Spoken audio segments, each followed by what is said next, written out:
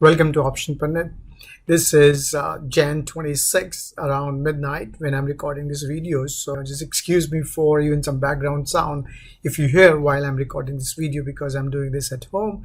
And I thought that I would share with you some interesting insights and hopefully some trade ideas as well to profit from the opportunity which is being presented to us today. Today is an important day. US Fed will be deciding and communicating whether they're going to increase the interest rates, and if yes, then by what percentage, and in future, what their pace is going to be. So the markets will be volatile, and we have already seen the markets have been volatile in the recent past, especially during the last 2-3 weeks. Now, yesterday I ran a poll and I asked on my Twitter, what do you guys think? Whether the FOMC will be communicating or increasing the rates based upon how it has been communicated, or will the pace be slower? Now, why it is important? The very first thing, because today's expectation is already baked in, so that's already reflected in the stock market prices. But what's more important is how the prices are going to be, or how they're going to increase the rates in the coming future. If the pace is going to be fast, then the markets will react pretty badly. But if the pace is going to be slower, chances are that the markets will not be reacting that badly. So as obvious, 60% of you almost said that it will be as per the communication, and about 40% of you mentioned that it will be slower than what it has been communicated. So very interesting. We'll find out what happens. But if you might have noticed that the markets are already up before going into the FOMC meeting, and part of it is driven by the pre-FOMC drift, which tends to say that that markets tends to go up leading into the FOMC meeting. So we'll talk about that in some other time. But today I wanted to share with you quickly how the markets are positioned right now, and if you were to open a position, how the position will look like. Can you trade it? And if you can trade it, then what are the implications of that? Now, if you look at ES mini futures as of now, ES mini futures are trading at around 4,400. It did rally all the way up to 200-day moving average. And for the past 4 days, it's been actually below 200-day moving average. So which is kind of going to present some sort of resistance here. And then we have 50-day moving average, which is around 4,640, which is approximately 200 points away from here. Now, this red line and the blue line that you see, those lines were the projections that we had at the beginning of this month, expecting that if the market were rallying, it will go all the way to approximately 5,000. If it were to drop, it will drop to approximately 45.50 or 62 roughly. And it did drop, and it found some support, bounced back to almost 47.50 before it pulled back to around 4,500. So the markets are primed for a big move today, of course. And if I look at the option table for SPX, I'm expecting, by this Friday, approximately 120 plus minus points move, which means that if you look at it, we can say safely that SPX is expected to move approximately 45 up to 45.50 roughly on the upside, and maybe around 44 or approximately 4,200 on the downside, 42.50.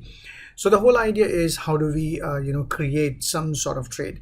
So let me just draw first the price levels that it is expected to move, and that level is expected somewhere around here on the upside, which is 45.20, and on the downside that will be approximately 42.70, roughly around this point. This is how much the ES mini is expected to move, or SPX is expected to move within 2 days. And why I'm saying 2 days is because, yes, today there will be some move definitely, and it will also be fairly large. But building a trade just for today may be pretty expensive as well. So if you look at this 120 point move, then what I'm going to do is I'll look at the Analyze tab. And this is Thinkorswim, which I'm using here, and I will build a trade on Thinkorswim. So if you look at 28 January, and if you go for 4,400 call, let's say if you were to go and buy that call, the 4,400 call is approximately $63, which means that it's going to cost you $6,300. It's not cheap, to open that kind of trade. Now, if you were to open a put, that's going to cost you $57. So if you were to play on both the sides, the strategy that you can use is you can buy a call and you can buy a put. So let me just show you that. Analyze, buy, strangle here.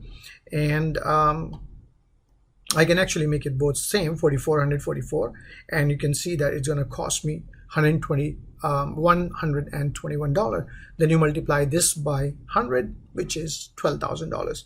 So if you were to open this trade, from a risk profile perspective, this trade will not be profitable until unless it goes above 45.20, and on the downside until unless it drops below 4,280. And as you can see, the loss will be huge. The loss will be approximately $12,000.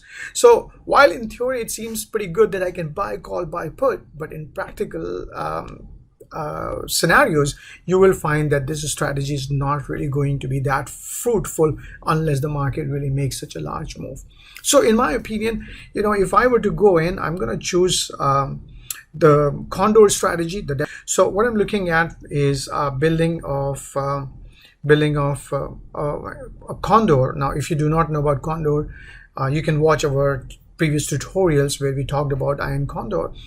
But this is like a debit Condor. So if markets have already rallied, and if I were to build a trade at that point of time, so I can build a trade which will be approximately showing me around 20 cents, buying 4,400 put, selling 43.75 put, purchasing 43.50 put, and then again buying 43.25 put. Now, if you happen to be an option panel graduate, then this should be easy for you to understand. Basically, there are two verticals involved in this. One is a bear vertical, which is 4,400 and 43.75, and another one is a bull put spread to finance this bear put vertical spread, which is 43.50 and 43.25. So using that spread, we can create something. Now, I don't believe the price will be 20 cents. I believe the price will be slightly more than that. Let's say even if the price is about $1, and the prices are not showing correctly on Thinkorswim, even though the markets are open. So I really doubt that it will be 20 cents. But let's say if it happened to be 20 cents or $1, then basically your maximum risk is only $1, while you can make on this one contract more than $2,000. Why 2,000? Because this is a 25 points spread, so that will be approximately 2,400. Now this is expecting if the markets pull back. But what if the market actually, instead of pulling back, what if the market goes up? Well, you can create something similar on the call side as well. So that will be approximately 4,500, 45.25. That's a bull call spread, and then you finance it via 45.50 and 45.75. And that will be approximately like 350. So if you build that as well, then you have pretty much like a twin peak kind of strategy here, which will make money if SPX by Friday tends to move above 4,500 or drop below 4,400.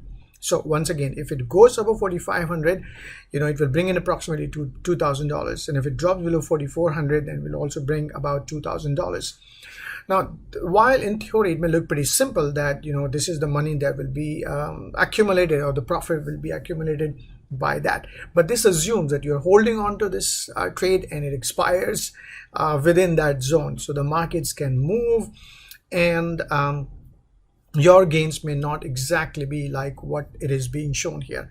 But net, this trade costs approximately $450 to open and gives you a probability to profit from either direction. And this cost me a little less money, and I can simply open that kind of trade. Now you can choose, if you're bullish, you can just choose to open only the bullish. If you're bearish, you can choose to open only the bearish side. But please assume that you will lose 100% of your capital in the worst case scenario. And if you're not okay with that, then you should not be even opening this trade. And once again, from a disclaimer point of view, I'm not in the trade as of now, but I may open and change and do multiple scenarios before the FOMC, which is happening in another 2-3 hours time. Okay, so if you happen to watch this video before FOMC, then all the content is valid. But if you're watching it after FOMC, then none of this is valid. So you've got only 2 or 3 hours to watch it, and I hope you enjoyed. Making the videos and etc.